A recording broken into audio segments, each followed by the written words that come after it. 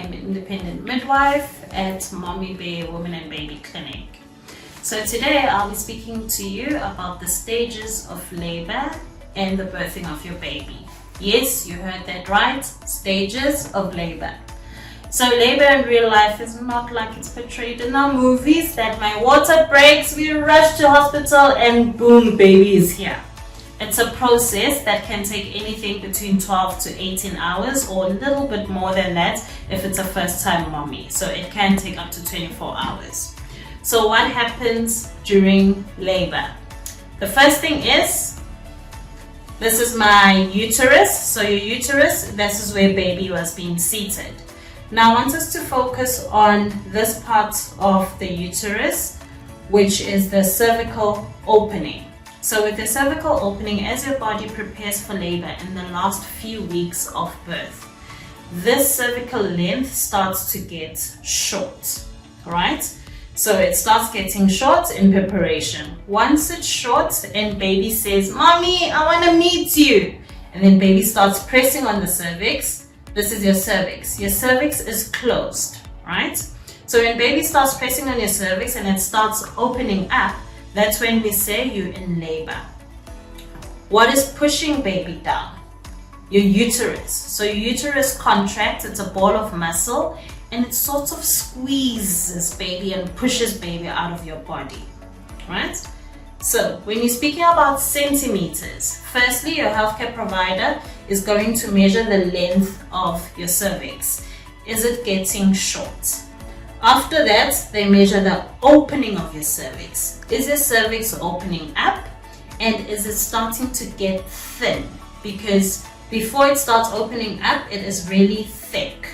So when labor starts, this part, the opening of your cervix, needs to get thinner and the length of your cervix gets shorter, right?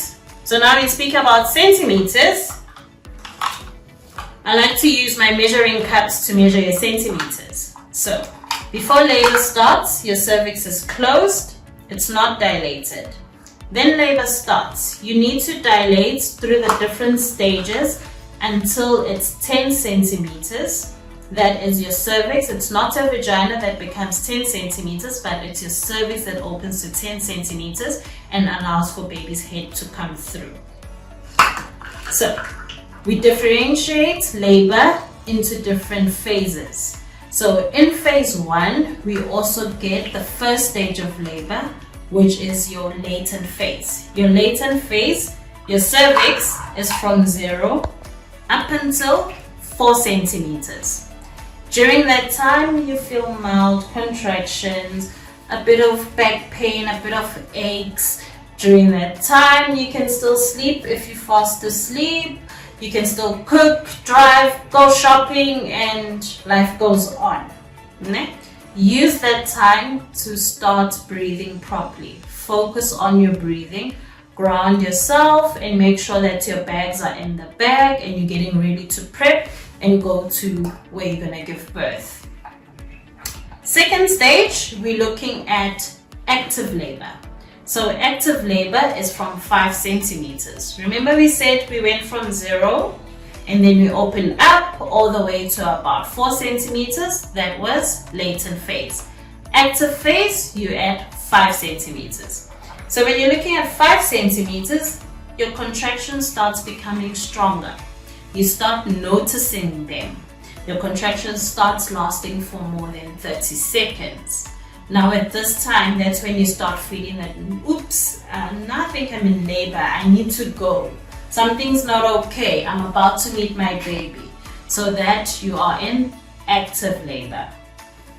Active labor, it is best to remain in upright positions. You move around, keep your body rocking, do all fours. If you're tired, lie on the side. If you regain your energy, then you can start moving again. Make sure you eat during labor. Research has shown that mommies who eat during labors, those babies have a high APGAR score after birth. It also allows you to maintain high energy levels for that big push for baby. So going back to our stages, now we're at 5 centimeters. Between 5 centimeters and 7 centimeters that is your active labor. From 8 centimeters to about 10 centimeters, that is transitional phase. That's the phase that mommies don't want to hear any noise. That is when mommies say, I can't do this.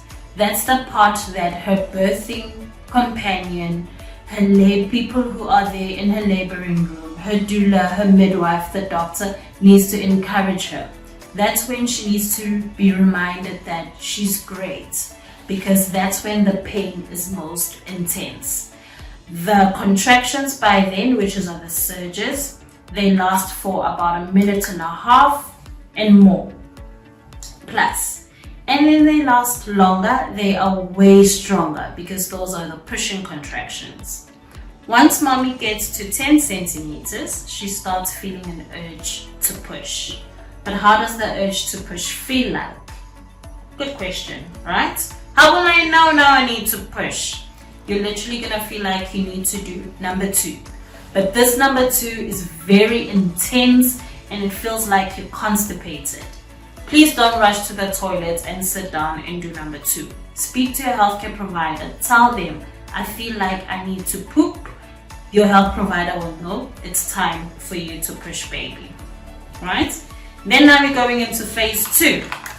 Phase 2 is when you're literally pushing baby out. So remember we said we 10 centimeters. And then now I'm starting to have the urge to push baby out. So there's my pelvis, that's mommy's pelvis. This is our baby. So mommy wants to push baby out. You get comfortable into your birthing positions. You guide it, whether your background music is playing. We tick all the boxes in your birthing plan.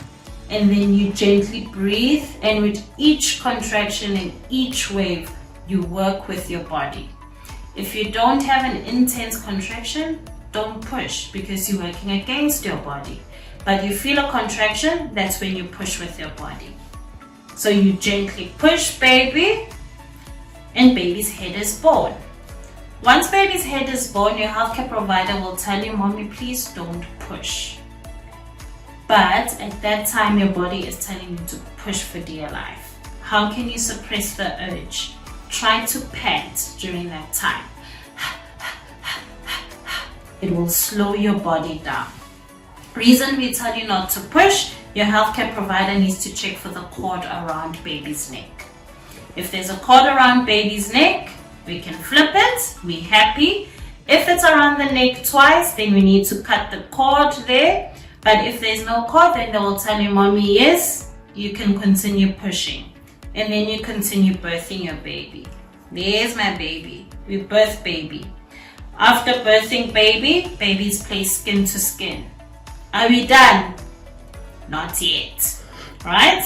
We need the 3rd step, which is the final phase of the labor. So baby's here skin to skin. There's delayed cord clamping. So the cord is only clamped once it stops pulsating and daddy can do the honors of cutting the cord. Now the cord is cut. Ne? And then mommy, you'll still feel those last contractions. Why am I having labor pains but my baby is on my chest? It's because the placenta is still inside. So you will have those last few contractions because you need to birth the placenta. Placenta is the size of a dinner plate. That was what was supplying baby all these 40 weeks or 38 weeks or 37 weeks, giving baby oxygen, nutrients, etc. So you still need to birth the placenta afterwards. After the birth of your placenta, then you've delivered everything that you've had to deliver. Then your healthcare provider will go and check if you had any cuts, if you had any episiotomy that needs to be repaired, etc. But the stages of labor, it's a long process. It does not happen in 10 minutes. So it takes time. Enjoy your labor. Work with your body. Listen to your body. Do position changes. Don't sleep the whole time. Walk around, keep upright. Go on all fours. Use your birthing partner. Use your birthing stool. Use your doula. Play music. Have a focal point. It can be baby's item, baby's clothing, a scan, anything that keeps you motivated. Do not lose yourself in the experience. Labor is beautiful. Women, we've been birthing babies for centuries. It's been done. It's still being done. It will still be done in future. All the best with your preparations for labor. Thank you.